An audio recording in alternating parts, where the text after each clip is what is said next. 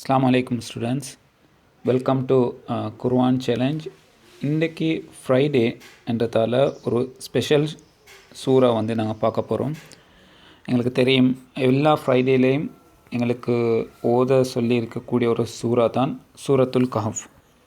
இது ஒரு one of the amazing சூறா இந்த குர்ஆன்.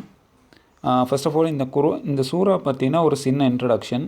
அதில் சொல்கிறாங்க, whoever recites Surat al Kahf on the day of Juma, he will be given a light between the two Jumas. அதாவது யார் ஒருவர் சூரத்துல் கஹஃபை வெள்ளிக்கிழமை அன்று ஓதுவாங்களோ அவங்களுக்கு அடுத்த வெள்ளிக்கிழமை வரங்காட்டியும் அல்லாஹு தஆலா ஒரு லைட், ஒரு வெளிச்சத்தை உருவாக்கி விடுவான்.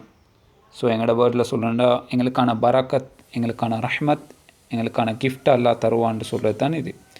ஸோ உலமாக்கள் இதை பற்றி ஸ்காலர்ஸ் நிறைய சொல்லுவாங்க. ஸோ நாங்கள் அதை கட்டாயம் கேட்டு படிச்சுக்கொள்ள வேணும். இதை ப்ராக்டிஸ் பண்ணுறதன் மூலம் அதில் உள்ள பெனிஃபிட் உங்களால் பார்க்கக்கூடியதாக இருக்கும். அதாவது எவ்ரி ஃப்ரைடே இந்த சூறாவை கட்டாயம் ஓதுங்க. அந்த வீக்கில் நடக்கக்கூடிய விஷயங்களை நீங்கள் நோட்டிஃபை பண்ணிங்கன்னு சொன்னால் மாஷா அல்லாஹ் there are many good news நீங்கள் பார்ப்பீங்க. இதை என் நிறைய ஸ்டூடெண்ட்ஸ் சொல்கிறத நான் கேட்டிருக்கிறேன். So let's get into the சூறா. இந்த சூறாவோட பேர் சூரத்துல் கஹஃப், குஹை. English meaning the cave. வசனங்கள் 110. மக்காவில் இறக்கப்பட்ட ஒரு சூறா. அளவற்ற அருளாளனும் நிகரற்ற அன்புடையவனுமாகிய அல்லாஹ்வின் பெயரால் ஆரம்பம் செய்கிறேன். தன் அடியார் மீது இவ்வேதத்தை இறக்கி வைத்தானே, அத்தகைய அல்லாஹ்விற்கே எல்லா புகழும். அதில் அவன் எத்தகைய குறைபாட்டையும் கோணலையும் ஆக்கவில்லை. All praise is for Allah who has revealed the book to his servant, allowing no crookedness in it. அது மாற்ற முடியாத மிக்க உறுதியானது. அவனிடமிருந்து கடினமான வேதனையை பற்றி நிராகரிப்போருக்கு அச்சமூட்டி எச்சரிக்கை செய்வதற்காகவும் நற்கருமங்கள் செய்கிறார்களே, அத்தகைய விசுவாசிகளுக்கு நிச்சயமாக அவர்களுக்கு அழகிய கூலி உண்டு என நற்செய்தி கூறுவதற்காகவும் இதனை இறக்கி வைத்தான். Making it perfectly upright to warn the disbelievers of a severe torment from him, to give good news to the believers who do good, that they will have a fine reward. நபியே, இவ்வேதத்தை அவர்கள் விசுவாசம் கொள்ளாவிட்டால், புறக்கணித்துவிட்ட அவர்களின் அடிச்சுவடுகள் மீது நீர் அதே துக்கத்தால் உம்மையே அழித்து கொள்ளக்கூடியவராக இருக்கிறீர். அதற்காக நீர் கவலைப்பட்டு அவ்வாறு செய்ய வேண்டாம். Now, perhaps you, O Prophet, you will grieve yourself to death over their denial, if they continue to disbelieve in this message.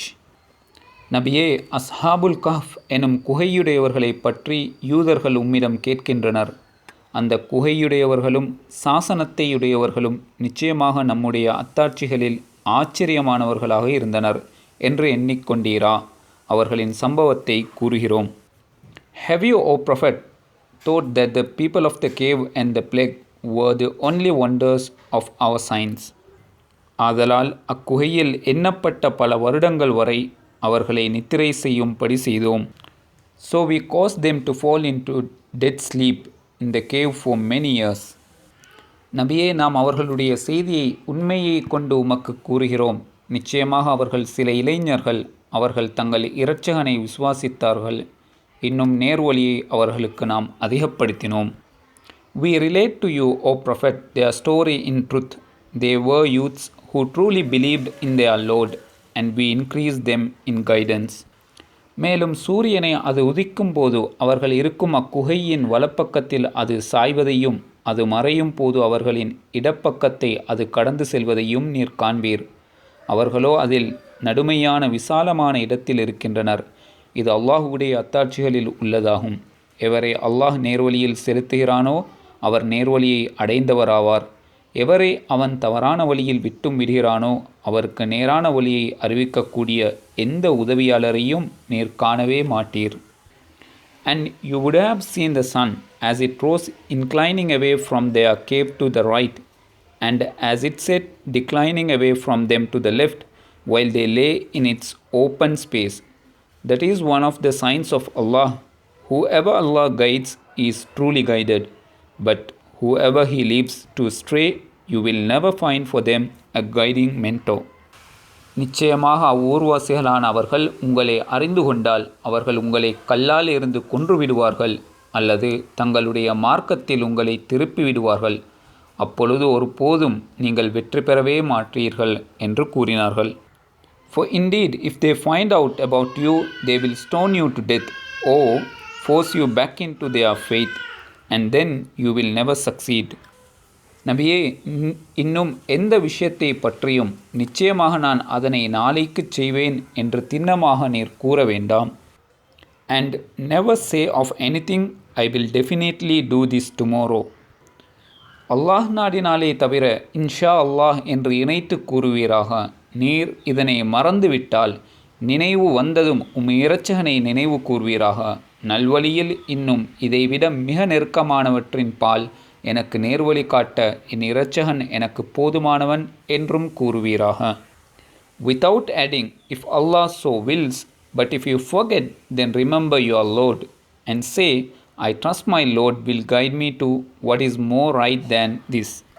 நபியே, நீர் கூறுவீராக, அவர்கள் அதில் தங்கியிருந்த காலத்தை அல்லாஹ் தான் மிக்க அறிந்தவன். வானங்கள் இன்னும் பூமியில் மறைவானது அவனுக்கே உரியதாகும். அவனை பார்க்கச் செய்ததும் கேட்க செய்ததும் அது அவனை தவிர காரியங்களை நிர்வகிப்பவன் அவர்களுக்கு வேறு எவரும் இல்லை. அவன் தன்னுடைய தீர்ப்பில் ஒருவரையும் கூட்டாக்கிக் கொள்ளவும் மாட்டான். Say, O Prophet, Allah knows best how long they stayed. With Him alone is the knowledge of the unseen of the heavens and the earth. How perfectly He hears and sees. They have no guardian besides Him, and He shares His command with none. நபியே, தங்கள் இரட்சகனை காலையிலும் மாலையிலும் அழைத்து கொண்டு அவனுடைய மேன்மையான முகத்தையும் நாடுகின்றார்களே, அத்தகையோருடன் உம்மை நீரும் ஆக்கி கட்டுப்படுத்திக் கொள்வீராக.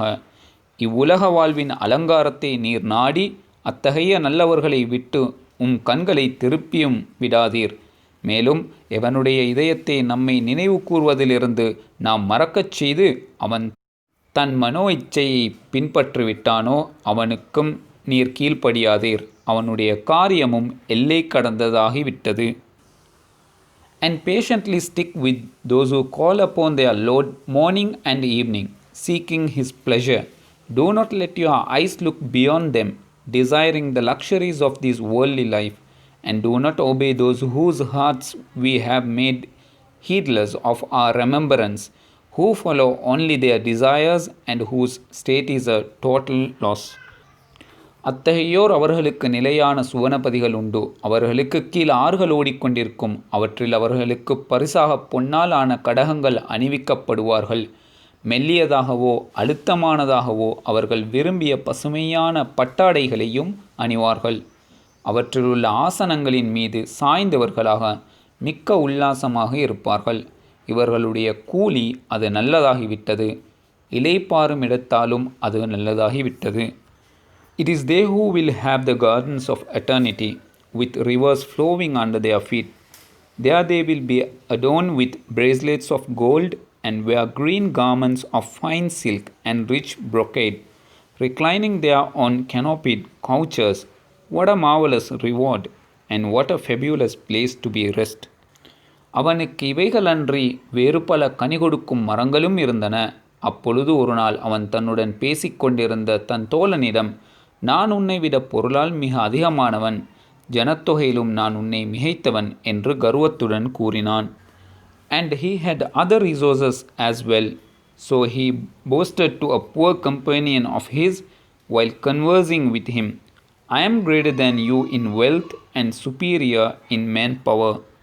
மேலும் மறுமையினால் நிலை பெறக்கூடியது என்றும் நான் எண்ணவில்லை. அப்படியே நான் என் இரட்சகனிடம் மீண்டும் கொண்டு செல்லப்பட்டாலும் திரும்புமிடத்தால் இங்கிருப்பதை விட மிக மேலானதையே நிச்சயமாக நான் பெறுவேன் என்றும் கூறினான்.